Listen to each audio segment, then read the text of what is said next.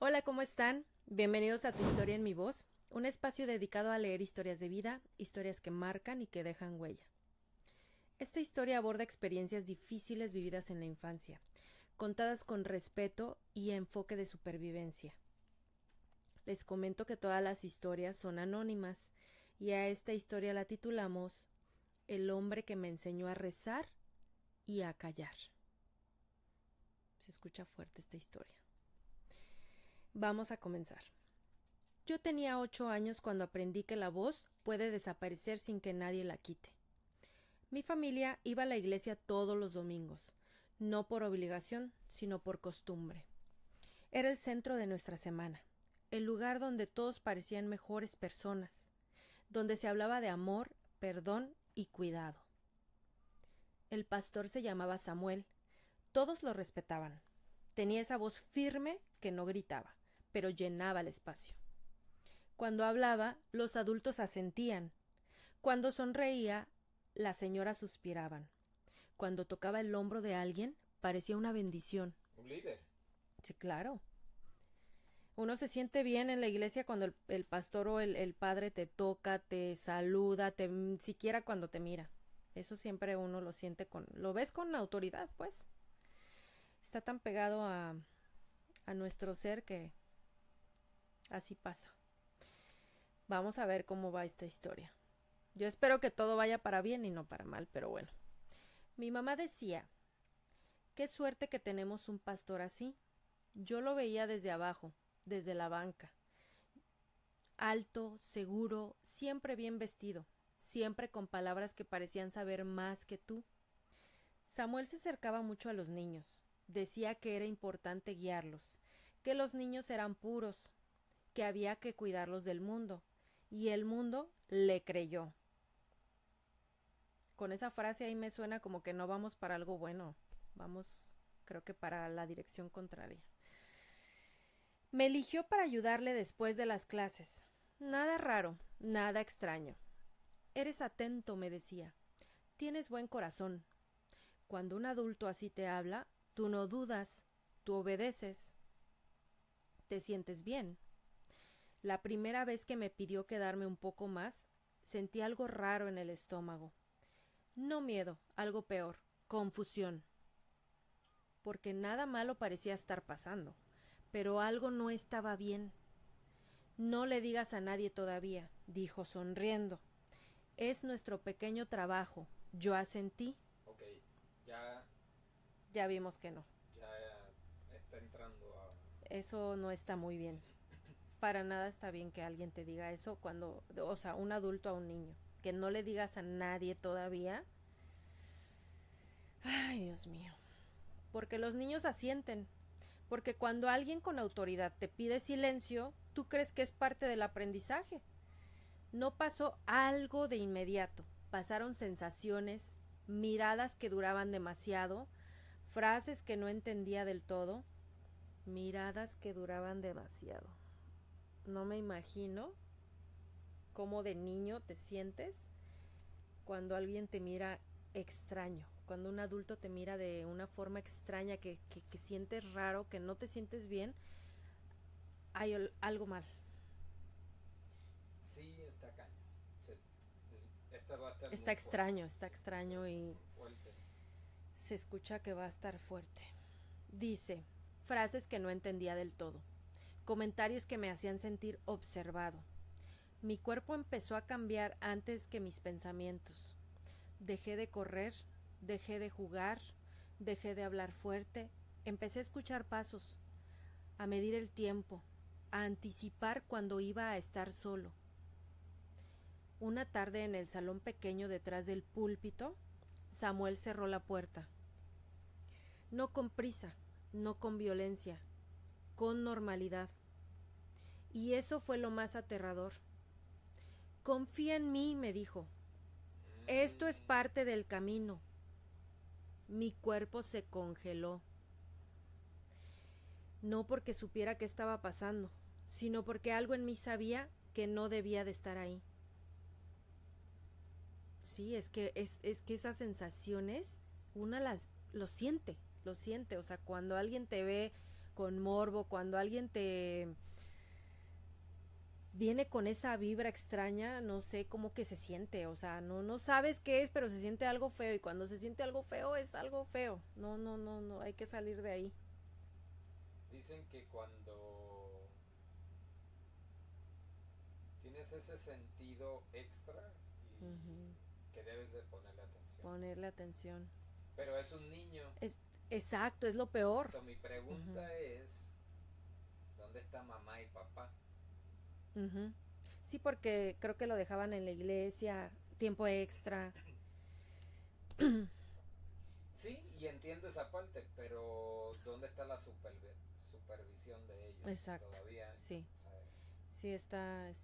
Y Falta contexto también un también, poquito de la no, historia. y es muy fácil Juzgar nosotros, y exacto, no estamos juzgando, no queremos juzgar para nada. está muy fácil uno sentarse aquí y criticar detrás de la Sí, cámara, ¿no? Pero sí, la verdad es que con un hijo, ¿sabes? También hay una responsabilidad de supervisión.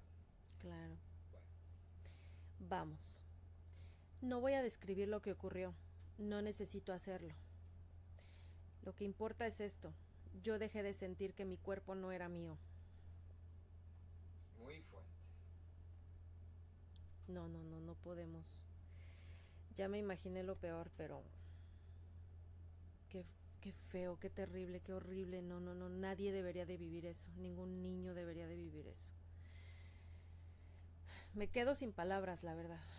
Es que desde la persona que lo está haciendo, ¿sabe? Con su autoridad, es una violación totalmente De de... todos los sentidos. Ajá. En todos los sentidos. Está muy fuerte. O sea, ¿qué dices? Nada, uno se queda sin palabras.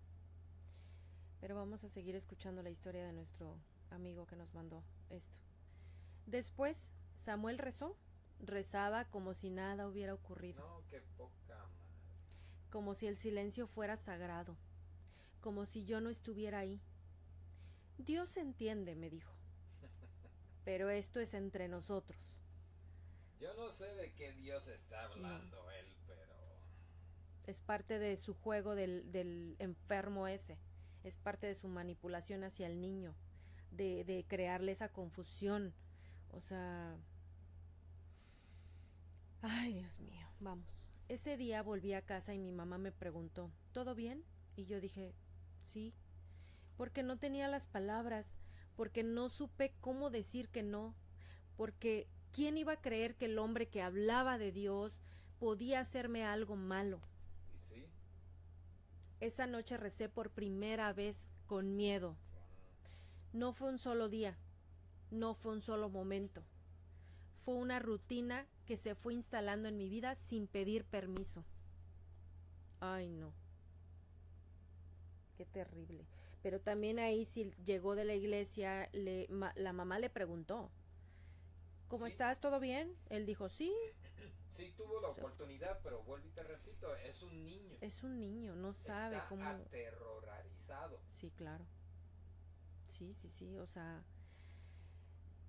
uno de niño no sabe cómo reaccionar, cómo contestar, si está bien, si está mal, o sea, fue el pastor ¿Quién que me todo el cree? mundo, ¿Quién me claro, cree? y quién, y, o sea, y todos lo adoramos, o sea, lo adoran, lo adoramos, mi familia, mi mamá, o sea, eso es parte de nuestra vida, estar ahí con él en la iglesia, o sea, qué horrible situación estabas viviendo.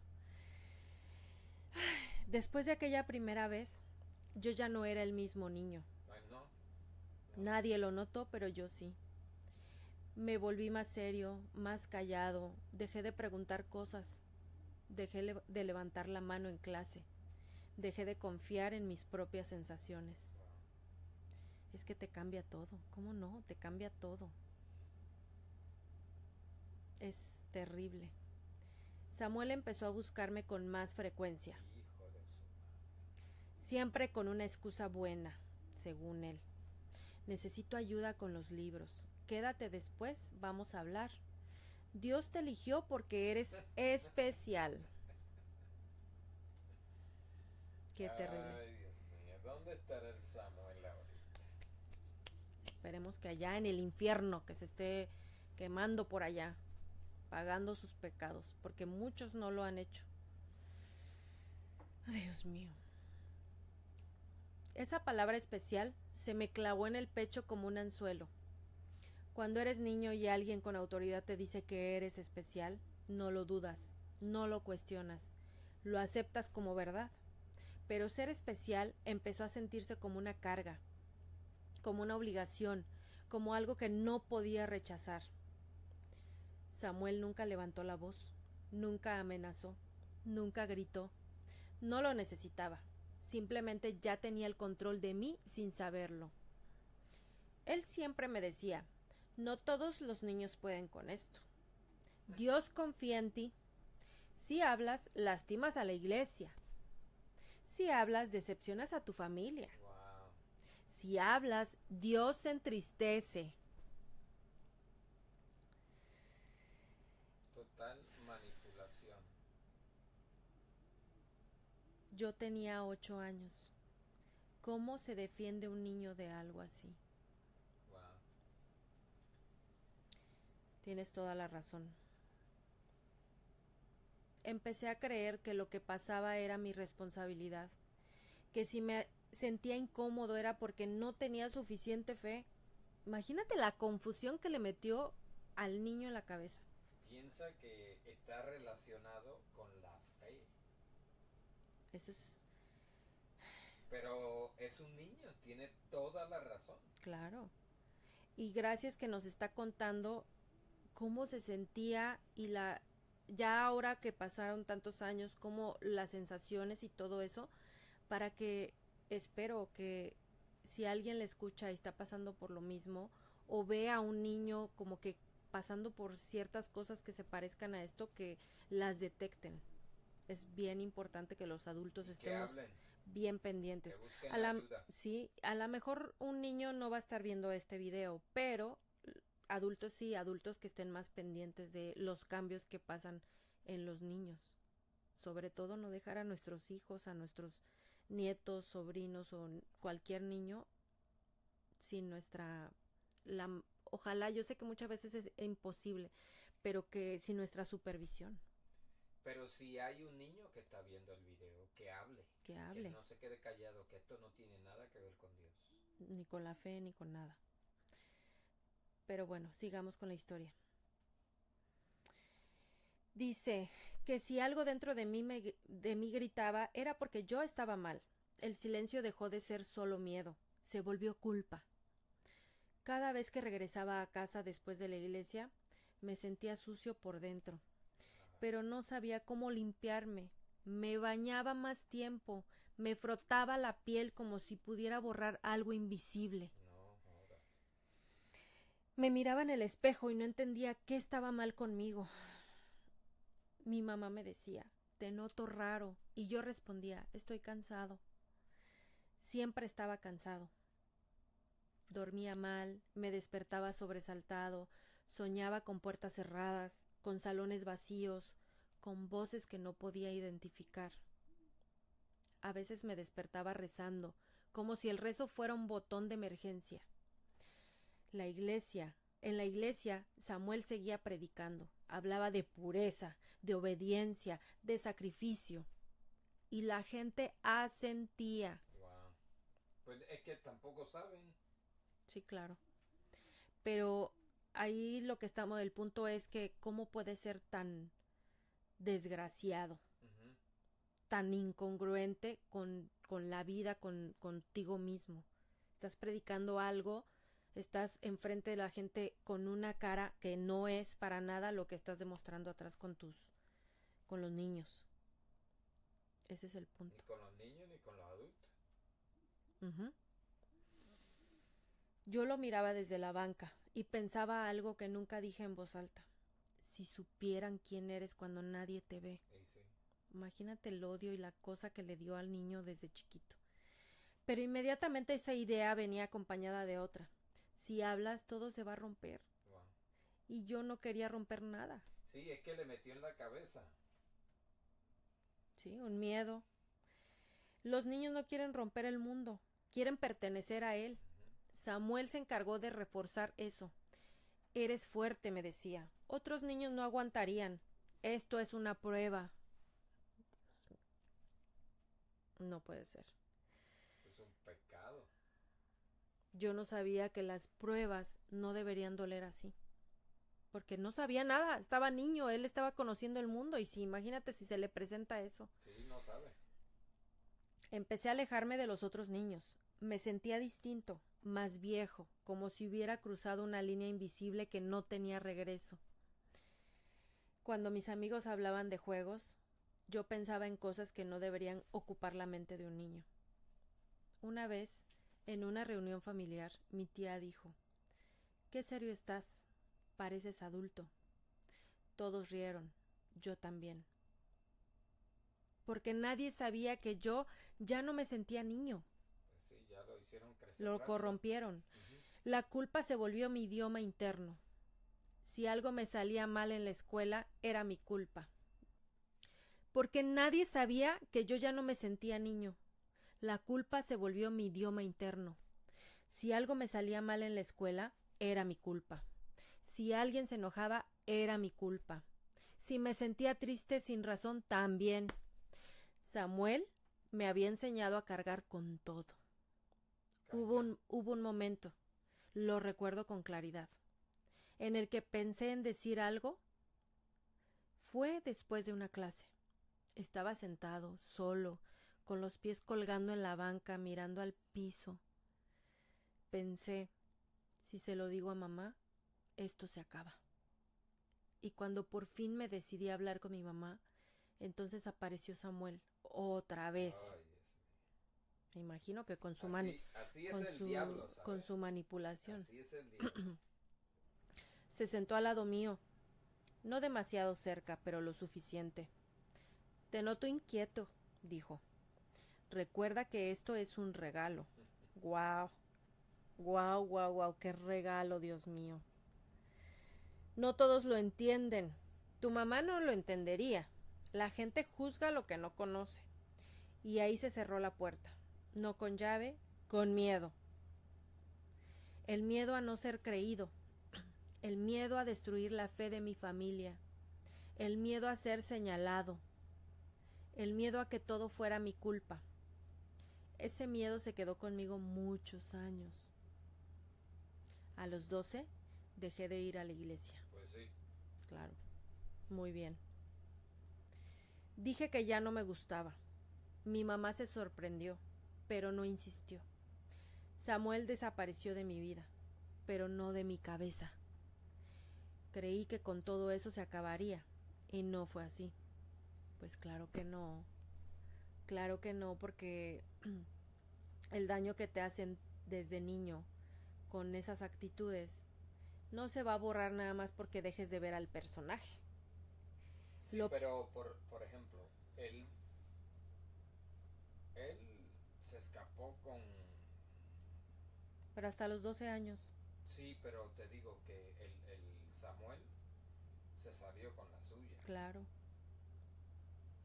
Pero el niño se fue hasta los 12 y no porque se fue de la iglesia dejó de tener ese trauma y esos dolores Pues y esos no, sentimientos. No, pues no. No desaparecen de la noche a la mañana. No sé si desaparecen. No, nunca desaparecen esos recuerdos. O sea, eso siempre lo vas a recordar y tener en tu mente. Porque fue algo que te pasó. Superación en tu vida, pero el desaparecer de tu mente, sí, lamentablemente no. Sí, creo que es algo muy traumático. Crecí con una desconfianza profunda hacia las figuras de autoridad. Hombres mayores me ponían nervioso. Pues sí. Con toda la razón. Lugares cerrados me daban ansiedad. Cualquier conversación sobre religión me tensaba el cuerpo sin que yo entendiera por qué. Yo sí entiendo por qué. Sí, pero él en el momento no sabía por qué. Porque te van saliendo sensaciones que tú no sabes cómo descifrar por lo que pasaste. O sea, no lo vas a entender tampoco a esa edad. Está muy... Pero el cuerpo habla.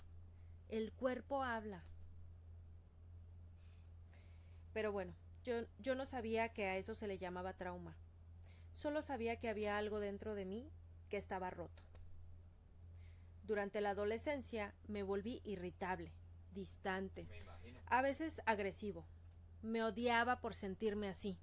Pensaba que algo malo en mí, que había algo malo en mí desde siempre. Nunca pensé en que me hicieron daño. Siempre pensé, yo fallé. Esa es la trampa más cruel. A los 20 años, en la universidad, un profesor habló sobre abuso de poder. Usó ejemplos. Habló de manipulación, habló de culpa, habló de silencio. Mi cuerpo reaccionó antes que mi mente. Me sudaban las manos, me costaba respirar. Sentí náuseas. Salí del salón sin pedir permiso. Me senté en el pasillo con la espalda contra la pared y por primera vez pensé algo distinto. Esto no fue mi culpa. Es que ahí empezó él a entender, pero después de 20, o sea, hasta los 20 años. Empezó a darse cuenta que ya de adulto, al principio de niño estaba confundido, pensaba que era su culpa, que, o sea, no sabía dónde colocar sus emociones y la congruencia. Pero ya de adulto en la universidad ya estaba entendiendo, ok, no fue mi culpa. Ya empezó a entender porque maduró, porque empezó a razonar, ¿no? Es que ya no sé ni qué opinar, la verdad, si te pones a pensar. Es difícil. Es difícil, pero bueno. Mejor no opinemos. Yo estoy tratando de no opinar, pero me pongo en el papel y es algo horrible. Solo pensarlo me hizo llorar. El que no fuera su culpa. Esa noche no dormí. Los recuerdos regresaron sin pedir permiso. No como escenas claras, sino como sensaciones. El peso en el pecho, el nudo en la garganta, la voz de Samuel mezclada con rezos. Ay, no, qué terrible. Pero también regresó algo nuevo, enojo. El enojo de darme cuenta de que alguien me usó, me abusó y me destrozó la infancia. Ese enojo me asustó, porque hasta entonces yo solo había sentido culpa, y el enojo empezó a empujar a algo que llevaba años enterrado. La verdad. La verdad, que no fue tu culpa, claro. Por primera vez entendí que el silencio no me estaba protegiendo, me estaba consumiendo. Y supe que tarde o temprano iba a tener que hablar. Es que siempre lo he dicho, el hablar sana. El hablar las cosas que traes adentro sana, te libera, poco a poco. Yo sé que no para todos completamente, pero siempre he pensado eso.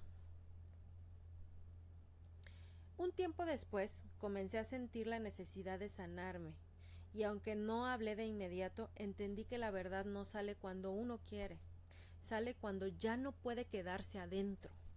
Timing, sí. Uh-huh. Después de aquella clase en la universidad, algo se había roto por dentro. Ya no podía fingir que nada había pasado. El enojo seguía ahí, pero no era lo más fuerte. Lo más fuerte era la claridad. Qué bueno. Esa sensación incómoda de entender por fin que lo que viví tenía nombre y que no era culpa mía. Pasaron semanas. Caminaba con esa verdad en el bolsillo, pesada, caliente, como una piedra que quema. Pensaba, ¿a quién se lo digo? Porque decirlo no era solo contar algo, era desarmar un mundo. La primera persona fue a mi hermana. La llamé una noche cualquiera. No planeé el discurso. No busqué palabras bonitas. Solo le dije, necesito decirte algo que llevo cargando desde niño. Cañón. Imagínate el aguantarte hasta los 20 años y tenerlo que sacar porque ya no puedes con esas sensaciones adentro. Eso que te tiene ahí atorado. Hubo silencio del bueno, del que no apura, No entré en detalles, no hacía falta. Dije lo suficiente para que ella entendiera lo esencial, todo lo que me hizo él. Cuando terminé, mi hermana dijo algo que todavía escucho con claridad, y me dijo, no fue tu culpa. Lloré como no lloré en años. Lloré por el niño que fui y por el adulto que sobrevivió sin saber cómo. Después vino mi mamá. Esa conversación fue la más difícil. No por enojo, sino por amor. Por miedo a romperle algo que había sostenido toda su vida.